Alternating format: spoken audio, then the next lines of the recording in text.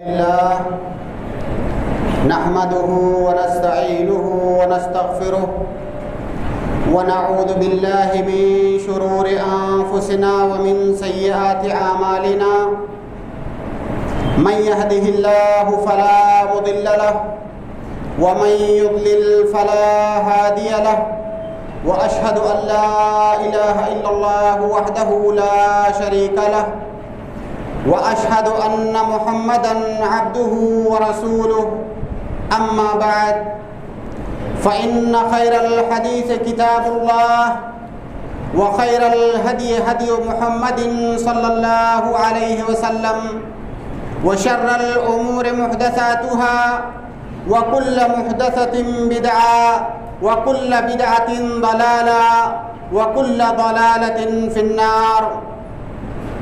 اعوذ باللہ السمیع العلیم من الشیطان الرجیم بسم اللہ الرحمن الرحیم یا ایہا الذین آمنوا اتقوا اللہ حق تقاته ولا تموتن الا وانتم مسلمون یا ایہا الناس اتقوا ربکم الذی خلقکم من نفس واحدہ وخلق منها زوجها وبث منهما رجالا كثيرا ونساء واتقوا الله الذي تساءلون به والأرحام إن الله كان عليكم رقيبا يا أيها الذين آمنوا اتقوا الله وقولوا قولا سديدا يصلح لكم أعمالكم ويغفر لكم ذنوبكم ومن يطع الله ورسوله فقد فاز فوزا عظيما.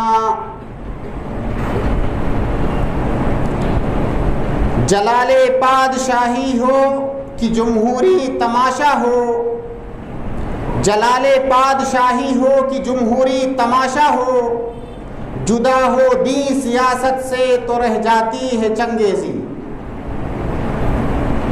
محترم سامعین کرام،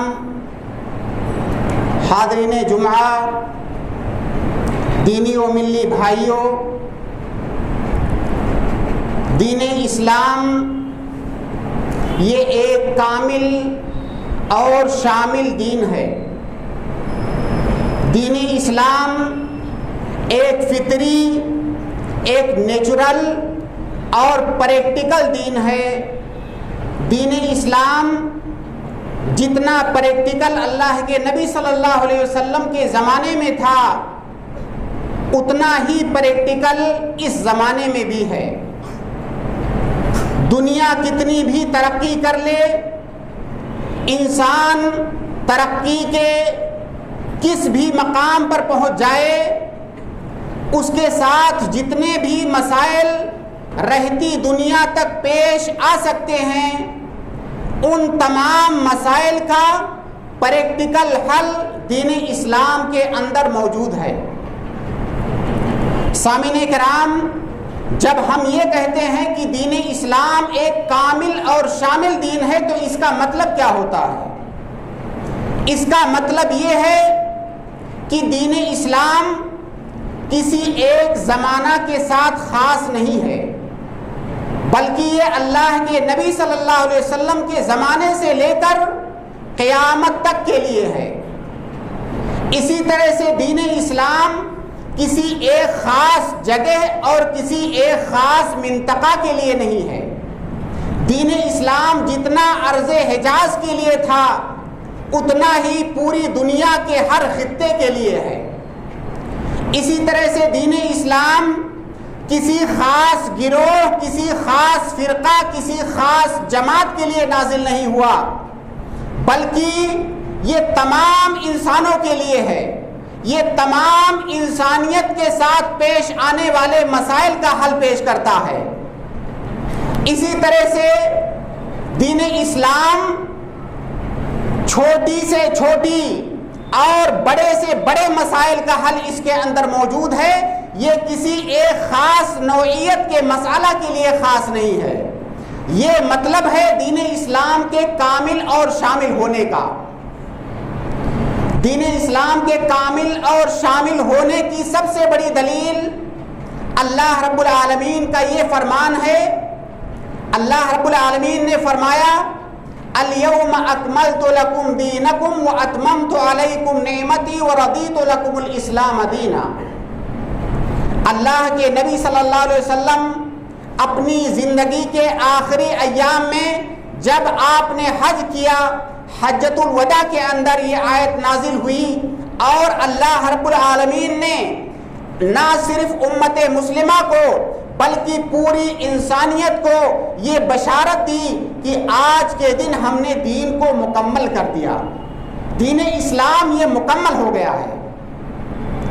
جب دین اسلام مکمل ہے تو اس کا لازمی تقاضا یہ ہے کہ اس کے اندر ہمارے تمام مسائل کا حل موجود ہو، کیونکہ اگر کوئی دین اپنے ماننے والوں کے تمام مسائل کا حل پیش نہیں کرتا ہے تو اس دین کو کامل نہیں کہا جا سکتا۔ لہذا اللہ رب العالمین نے فرمایا کہ الیوم اکملت لکم دینکم، دین مکمل ہو گیا ہے، اس میں تمہارے تمام مسائل کا حل موجود ہے۔ اللہ رب العالمین ایک اور جگہ ارشاد فرماتا ہے وَنَزَّلْنَا عَلَيْكَ الْكِتَابَ تِبْيَانًا لِكُلِّ شَيْءٍ، قرآن کریم کے اندر ہمارے تمام مسائل کو حل کرنے کے اصول اور ضوابط موجود ہیں۔ رہتی دنیا تک فروعی مسائل کتنے بھی پیش آئیں ان تمام کے اصول ہمارے دین کے اندر موجود ہیں۔ ما فرطنا فی الکتاب من شیء، اللہ رب العالمین نے کتاب کے اندر، قرآن کریم کے اندر کوئی کمی نہیں رکھی ہے، یہ ہر طرح سے مکمل ہے، ہمارے تمام مسائل کا حل پیش کرتا ہے۔ ہماری تمام ضروریات جو ہمیں زندگی میں پیش آ سکتی ہیں ان ضروریات کا تعلق چاہے عبادات سے ہو، معاملات سے ہو، حقوق سے ہو، آداب سے ہو، اخلاق سے ہو، ہماری تمام ضروریات اس دین کے اندر بدرجہ اتم موجود ہیں۔ سامعین کرام، ہم انسانوں کی بنیادی ضروریات میں سے ایک بہت اہم اور بہت بڑی ضرورت ہے حصول علم۔ علم یہ ایک ایسی چیز ہے جو ہم انسانوں کو دیگر تمام مخلوقات سے بالا اور برتر بناتی ہے۔ تاریخ شاہد ہے کہ اگر کسی قوم نے دنیا کے اندر ترقی کیا ہے تو اس ترقی کے پیچھے علم ہی رہا ہے۔ جس قوم نے بھی علم کی اہمیت کو سمجھا ہے اور اسے برتا ہے تو اس نے ترقی کے منازل طے کیے ہیں، اور جس قوم نے بھی علم سے صرف نگاہ کیا ہے اور اس سے نگاہیں چرائی ہیں اور اس کو اہمیت نہیں دی ہے تو ذلت و نکبت اس قوم کا مقدر بنی ہے۔ تاریخ اس بات پر شاہد ہے۔ سامعین کرام، جب علم ہماری اتنی بڑی ضرورت ہے اور ہم نے جب یہ مانا کہ اسلام ہماری تمام ضروریات کو پوری کرتا ہے تو دین اسلام علم کو کیوں کر نظر انداز کرتا؟ اسی لیے آپ دیکھیں گے کہ دین اسلام کے اندر علم کی بہت زیادہ اہمیت ہے۔ یوں تو دنیا کی ہر قوم، دنیا کے ہر مذہب اور ہر دین کے اندر علم کی اہمیت ہے، لیکن دین اسلام نے علم کو جو اہمیت دی ہے وہ دنیا کے کسی اور دین، کسی اور دھرم اور کسی اور قوم نے وہ اہمیت نہیں دی ہے۔ آپ غور کیجئے کہ جب دین اسلام آیا، آپ وہ واقعہ یاد کیجئے، اللہ کے نبی صلی اللہ علیہ وسلم غار حرا کے اندر اللہ رب العالمین کی عبادت میں مصروف تھے۔ اللہ رب العالمین کی جانب سے پہلی وحی لے کر جبریل علیہ السلام اللہ کے نبی صلی اللہ علیہ وسلم کے پاس آتے ہیں۔ وہ پہلی وحی کیا تھی؟ پہلا پیغام اللہ رب العالمین کا ہمارے لیے، انسانیت کے لیے پہلا پیغام اسلام کی شکل میں کیا تھا؟ وہ پہلا پیغام تھا اقرا۔ اللہ رب العالمین نے جب اسلام ہمارے پاس بھیجا تو سب سے پہلے عبادت کرنے کا حکم نہیں دیا، معاملات کا حکم نہیں دیا، توحید کے مسائل نہیں گنائے، بلکہ سب سے پہلے کہا اقرا۔ یہ وہ دین ہے، یہ وہ امت ہے جو امت اقرا ہے، جس کی ابتدا اقرا سے ہوتی ہے، یعنی پڑھو۔ اقرا بسم ربک الذی خلق، خلق الانسان من علق، اقرأ وربک الاکرم الذی علم بالقلم علم الانسان ما لم یعلم۔ اللہ رب العالمین کو معلوم ہے کہ اس دنیا کے اندر ہمیں سب سے پہلے کس چیز کی ضرورت ہے۔ اگر ہمارے پاس علم ہے تو ہم دنیا کے اندر بھی سعادت اور خوشحالی والی زندگی گزار سکتے ہیں۔ اگر ہمارے پاس علم ہے تو ہم اخروی کامیابی بھی حاصل کر سکتے ہیں۔ اللہ رب العالمین بہتر جانتا ہے کہ ہمیں کس چیز کی ضرورت سب سے زیادہ ہے۔ وہ احکم الحاکمین ہے، وہ حکمتوں والا ہے۔ اللہ رب العالمین کی حکمت کا تقاضا یہ تھا کہ سب سے پہلے ہمیں جس چیز کا حکم دیا وہ تھا اقرا، پڑھو۔ گویا کہ پڑھنے کی اہمیت سب سے زیادہ ہے، اس کے بعد دوسری چیزوں کا معاملہ آتا ہے۔ آپ تخلیق انسانی پر غور کیجئے۔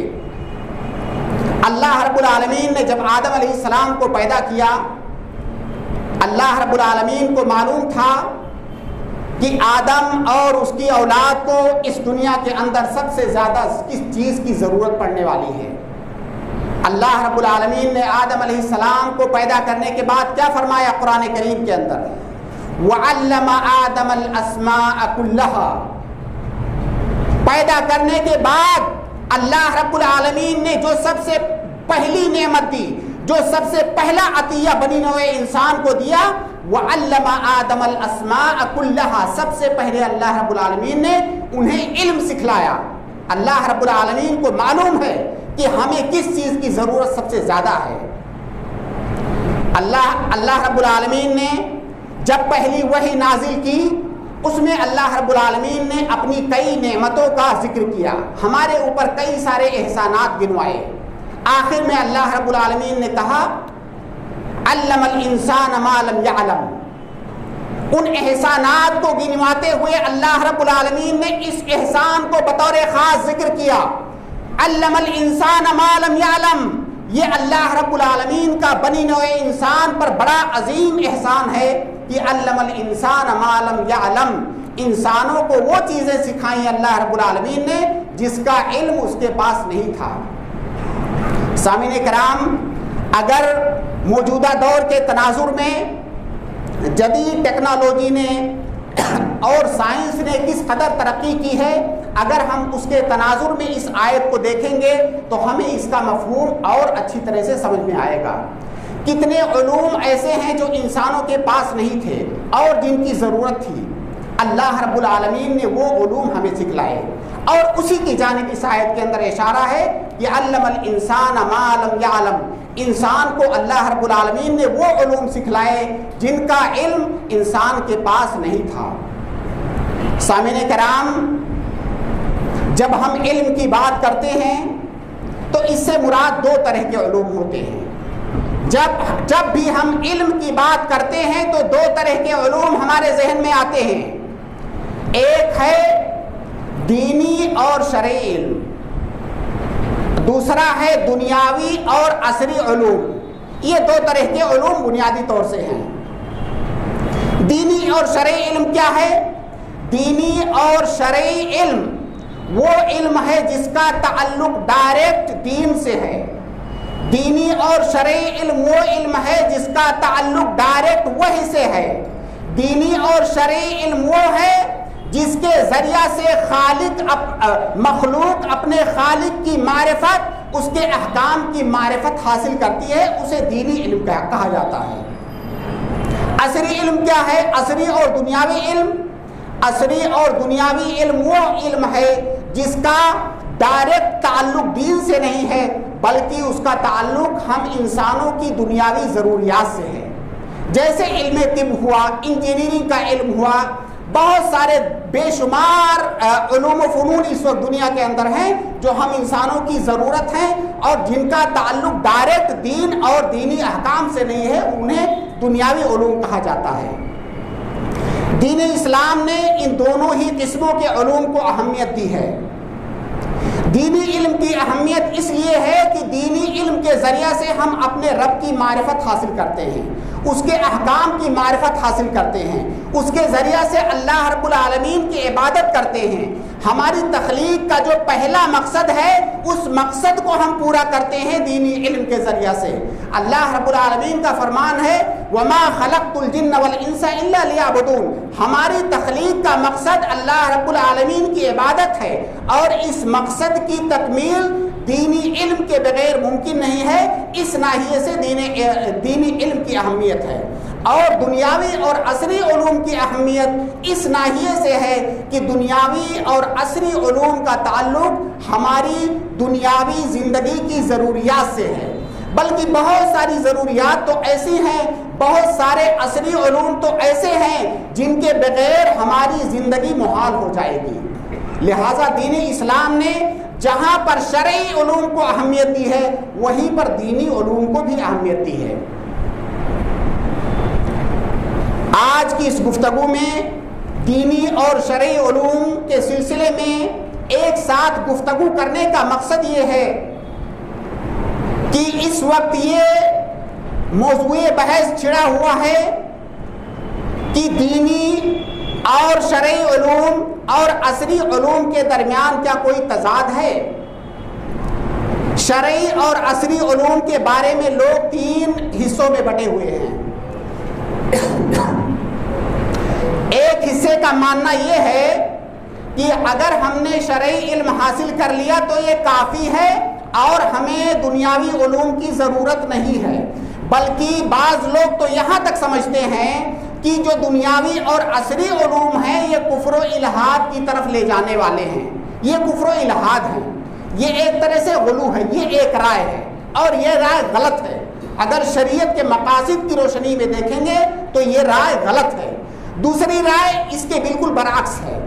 دوسری رائے کچھ لوگوں کا یہ سمجھنا ہے کہ شرعی جو علم ہے یہ کچھ خاص لوگوں تک محدود ہے، یہ کچھ خاص مولانا لوگ ہیں جن کے اوپر اس کا حاصل کرنا واجب ہے، باقی سارے لوگوں کے لیے ضروری نہیں ہے کہ شریعت کا علم حاصل کریں، بلکہ ایسے لوگ شریعت کے علوم کو تخلف اور پچھڑے پن کی علامت سمجھتے ہیں اور اس کو حقارت اور استہانت کی نگاہ سے دیکھتے ہیں۔ یہ رائے بھی بالکل غلط اور شریعت کے مقاصد کے خلاف ہے۔ ان دونوں رائےوں کے درمیان ایک تیسری رائے ہے، وہ تیسری رائے یہ ہے کہ ہمارے دین نے جہاں پر شرعی علوم کو مقام اور مرتبہ دیا ہے وہیں پر عصری اور دنیاوی علوم کی بھی اہمیت ہے۔ دونوں کا اپنا اپنا مقام، دونوں کا اپنا اپنا مرتبہ ہے اور دونوں کو اپنے اپنے مقام اور مرتبے کے اعتبار سے حاصل کرنا یہ مطلوب ہے، یہ ہماری شریعت کا موقف ہے۔ اب اس اجمال کی تفصیل ہم جاننے کی کوشش کرتے ہیں۔ سب سے پہلے دینی علوم کے بارے میں ہم دیکھتے ہیں کہ ہماری شریعت کا نظریہ کیا ہے۔ دینی علوم کی ہماری شریعت کے اندر بہت زیادہ اہمیت ہے۔ ہماری شریعت کے اندر، کتاب و سنت کے اندر دینی اور شرعی علوم سے متعلق جو نصوص اور ادلہ وارد ہوئے ہیں، اگر ہم ان کو شمار کرنا چاہیں تو یہ ہمارے لیے بڑا مشکل کام ہے۔ اتنے ادلہ اور اتنے نصوص، اتنی آیتیں اور اتنی حدیثیں ہیں۔ اللہ رب العالمین قرآن کریم کے اندر ارشاد فرماتا ہے یرفع اللہ الذین آمنوا منکم والذین اوتوا العلم درجات، جن کو اللہ رب العالمین نے علم دیا ہے، اللہ رب العالمین نے ان کا مرتبہ، ان کا مقام بلند فرمایا ہے۔ اللہ رب العالمین نے اہل علم کا اہل ایمان کے ساتھ ذکر کیا۔ جس طرح سے اہل ایمان کا مرتبہ بلند ہے اسی طرح سے اہل علم کا مرتبہ بھی اللہ رب العالمین نے بلند فرمایا ہے۔ اسی طرح سے اللہ رب العالمین ایک جگہ ارشاد فرماتا ہے انما یخشی اللہ من عبادہ العلماء، اللہ رب العالمین سے حقیقی معنوں میں ڈرنے والے علماء ہی ہیں، کیونکہ اللہ رب العالمین کے احکام کی معرفت کما حقہ علماء ہی کو ہوتی ہے۔ جس قدر آپ کو اللہ رب العالمین کی ذات، اس کے صفات، اس کے احکام کی معرفت ہوگی، اسی قدر اللہ رب العالمین سے آپ کی محبت ہوگی، اسی قدر آپ کی عبادت ہوگی، اور اس چیز کا علم سب سے زیادہ علماء کو ہوتا ہے۔ اسی لیے اللہ رب العالمین سے سب سے زیادہ ڈرنے والے علماء ہوتے ہیں۔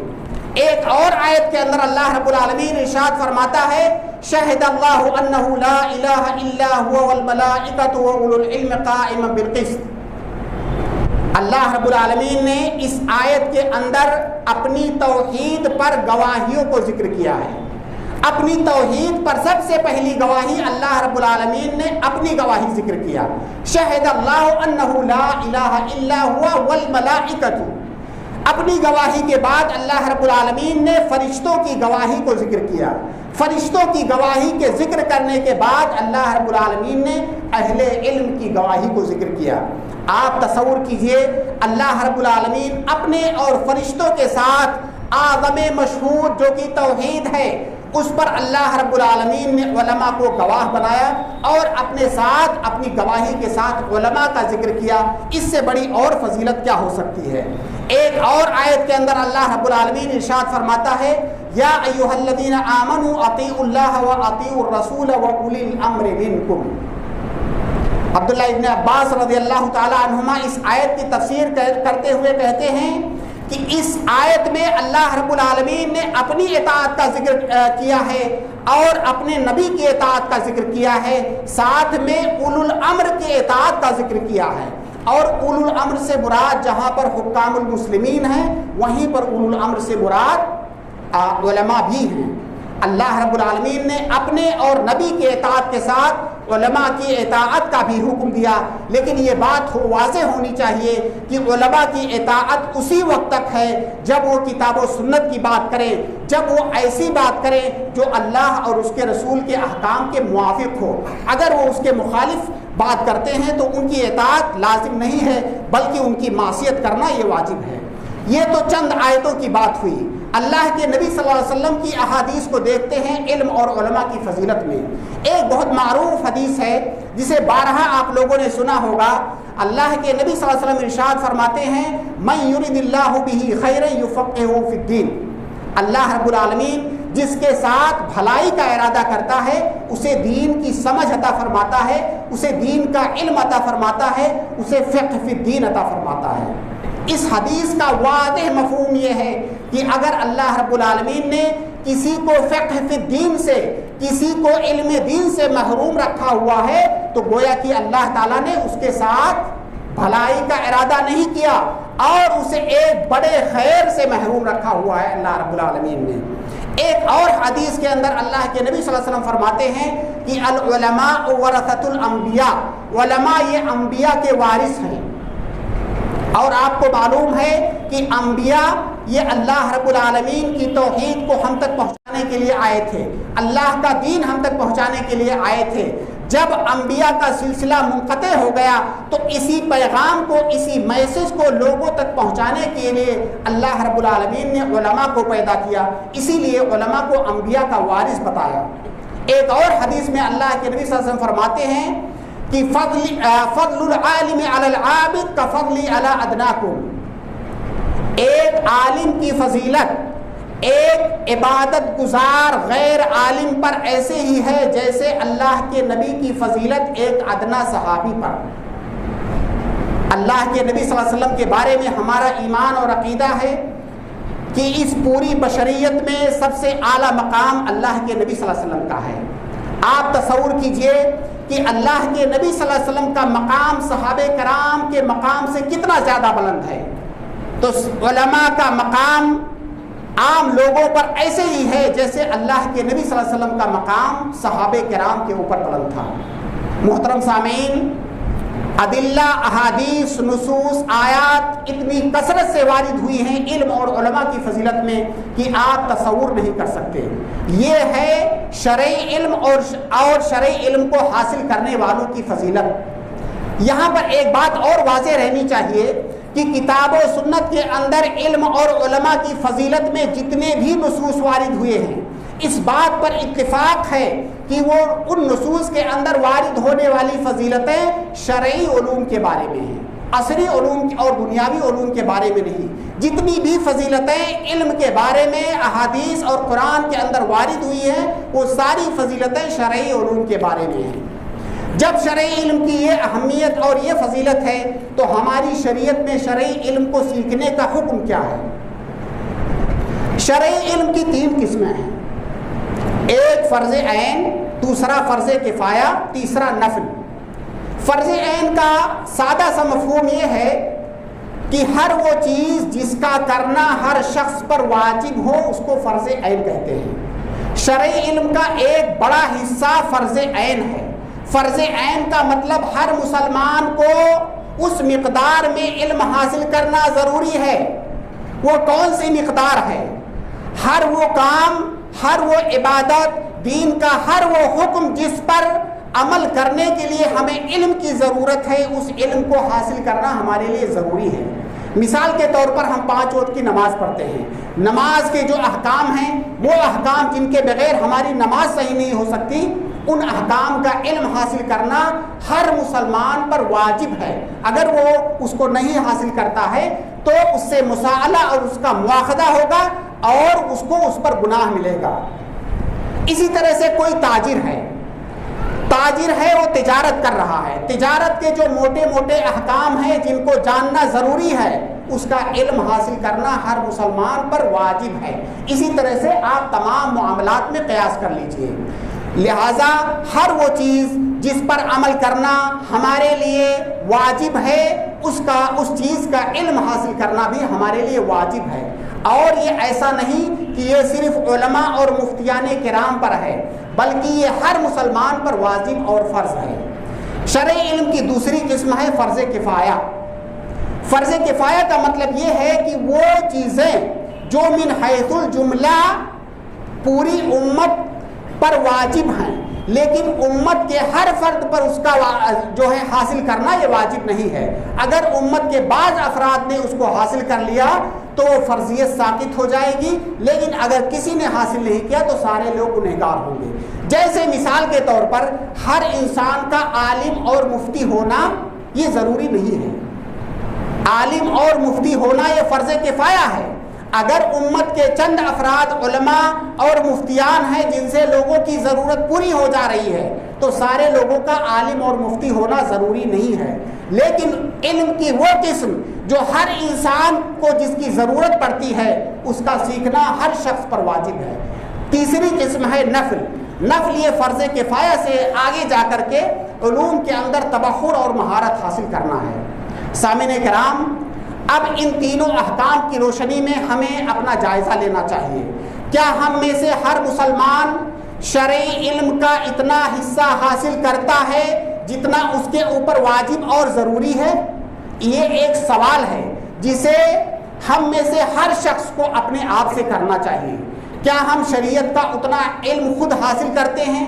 کیا ہم اپنے بچوں کو شریعت کا اتنا علم دیتے ہیں جتنا کہ اس کے اوپر واجب ہے؟ یہ بہت بڑا سوال ہے جس پہ ہمیں ٹھنڈے دل اور دماغ سے غور کرنے کی ضرورت ہے۔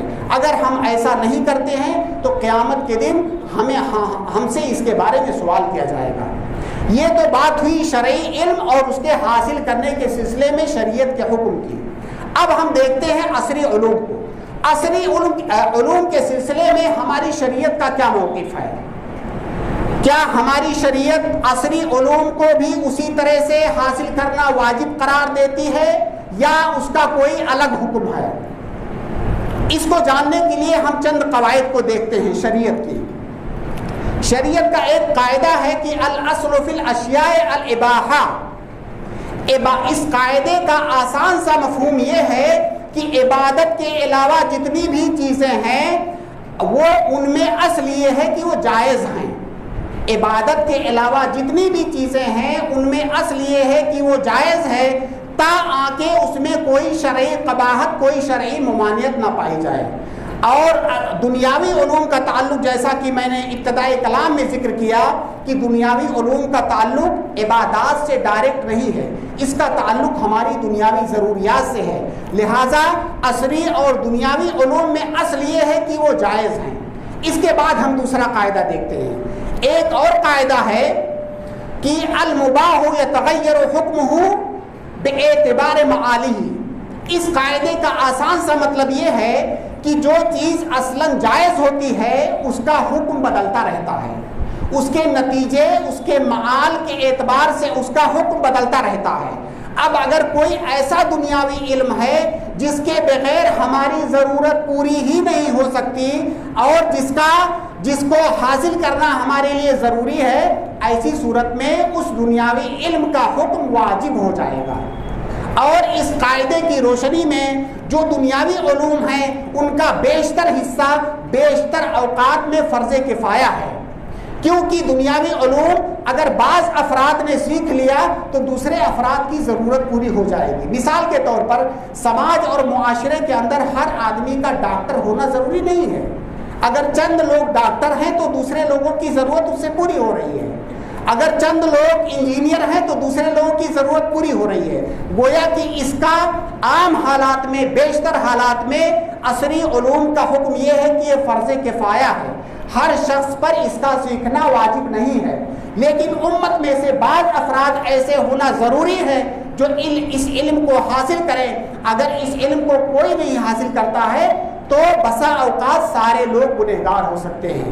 یہ مختصر طور سے عصری علم کے بارے میں شریعت کا حکم ہے۔ سامعین کرام، خلاصہ کلام یہ ہے کہ ہماری شریعت جہاں پر شرعی علوم کو ہمارے اوپر بعض اوقات میں فرض عین کے طور پر واجب گردانتی ہے، بعض اوقات میں فرض کفایہ کے طور پر، وہیں پر ہماری شریعت عصری علوم کے سیکھنے کی بھی ترغیب دیتی ہے۔ ہماری شریعت عصری علوم کے خلاف بالکل بھی نہیں ہے، لیکن اگر عصری علم شرعی علوم کے حساب پر سیکھا جا رہا ہے، اگر کوئی انسان عصری اور دنیاوی علوم سیکھ کر کے یہ سمجھ رہا ہے کہ میں نے علم سیکھنے کا حق ادا کر دیا ہے اور وہ شرعی علوم نہیں سیکھ رہا ہے تو یہ اس کی خام خیالی ہے۔ اگر کوئی عصری علوم سیکھ کر کے یہ سمجھ رہا ہے کہ میں کامیاب ہو گیا تو یہ کامیابی دنیا والوں کی نگاہ میں تو ہو سکتی ہے، لیکن اللہ رب العالمین کی نگاہ میں یہ اس کامیابی کا کوئی معنی نہیں ہے۔ آپ عصری علوم سیکھیے، عصری علوم کا سیکھنا بھی شریعت کے اندر مطلوب ہے، لیکن اس سے پہلے آپ کے پاس شریعت کا اتنا علم ہونا چاہیے جس سے آپ اللہ رب العالمین کے احکامات کی کما حقہ بجا آوری کر سکیں۔ اگر آپ شرعی علوم کو بالائے طاق رکھ کر اگر صرف عصری علوم پر اپنی توجہ مرکوز کر رہے ہیں تو اس پر آپ کا مواخذہ ہو سکتا ہے، اس پر آپ سے سوال ہو سکتا ہے۔ اگر ہم موجودہ معاشرے کو دیکھیں، بہت سارے لوگ معاشرے کے اندر جن کے پاس صرف عصری علوم اور دنیاوی علوم ہیں اور شریعت کا علم ان کے پاس یا تو بالکل نہیں ہوتا ہے یا برائے نام ہوتا ہے۔ اس کا نتیجہ کیا نکلتا ہے؟ اس کا نتیجہ نکلتا ہے ان کا دین، ان کا ایمان، ان کی توحید خطرے میں ہوتی ہے، کفر و الحاد ان کے اندر آتا ہے، ان کے اندر طرح طرح کی بدعات و خرافات آتی ہیں کیونکہ ان کے پاس دین کا علم نہیں ہے۔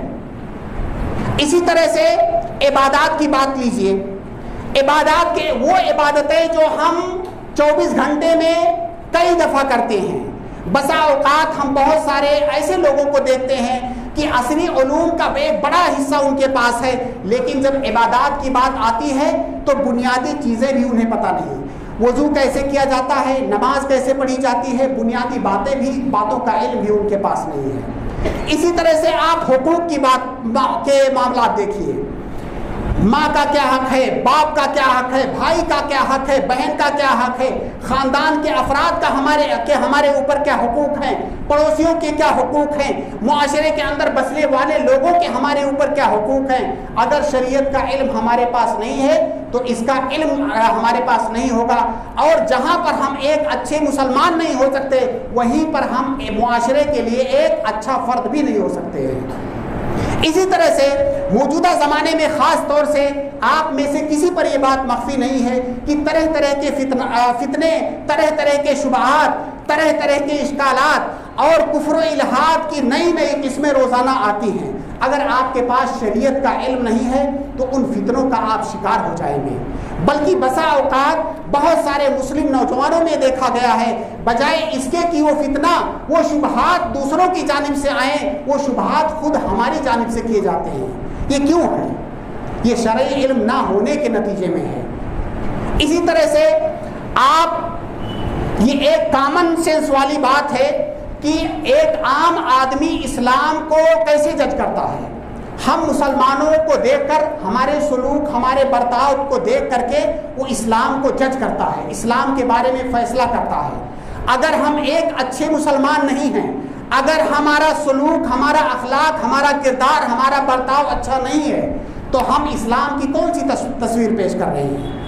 بجائے اس کے کہ ہم اسلام کے محاسن، اسلام کی خوبیوں کو لوگوں کے سامنے پیش کریں، ہمیں دیکھ کر کے لوگ اسلام سے بدظن ہوتے ہیں. اور ایسا کیوں ہے؟ ایسا اس لیے ہے کہ شریعت کے جو بنیادی علوم ہیں، شریعت کی جو بنیادی باتیں ہیں، ان سے بھی ہمارے معاشرے کا ایک بڑا طبقہ ان سے لابلد ہے. اس لیے سامعین کرام، آخری بات یہ کہ اللہ رب العالمین نے جہاں پر شرعی علوم کو سیکھنے کا حکم دیا ہے اور اسے ہمارے اوپر واجب گردانا ہے، وہیں پر ہمارا دین، ہمارا اسلام، ہماری شریعت دنیاوی علوم سے ہمیں روکتی نہیں ہے، بلکہ دنیاوی علوم کو حاصل کرنے کی بھی ترغیب دیتی ہے. اللہ کے نبی صلی اللہ علیہ وسلم کی یہ مشہور دعا دیکھیے جو آپ بار بار کرتے تھے کہ ربنا آتنا فی الدنیا حسنۃ وفی الآخرۃ حسنۃ وقنا عذاب النار. اللہ کے نبی صلی اللہ علیہ وسلم نے دین اور دنیا دونوں کو ایک ساتھ مانگا، لیکن پریشانی اس وقت آتی ہے جب ہم دنیا کو دین پر ترجیح دیتے ہیں. جب دنیاوی علوم میں تو ہم بہت آگے جاتے ہیں، اس کے لیے ہم کسی بھی حد تک جا سکتے ہیں، لیکن جب شرعی علوم کی بات آتی ہے تو ہم یا تو اسے نظر انداز کرتے ہیں یا بسا اوقات اسے تخلف اور پچھڑے پن کی علامت مانتے ہیں. اللہ رب العالمین سے دعا ہے کہ اللہ رب العالمین ہمیں دین کا سچا خادم بنائے. اللہ رب العالمین ہمیں دین کی صحیح سمجھ عطا فرمائے. اللہ رب العالمین ہمیں فقہ فی الدین عطا فرمائے. اللہ رب العالمین ہمیں دین اسلام کا ایک اچھا سفیر اور لوگوں تک ایک اچھا پیغام لے جانے والا بنائے. اللہ رب العالمین ہمیں توفیق دے. ربنا آتنا فی الدنیا حسنۃ وفی الآخرۃ حسنۃ وقنا عذاب النار. وآخر دعوانا ان الحمد للہ رب العالمین.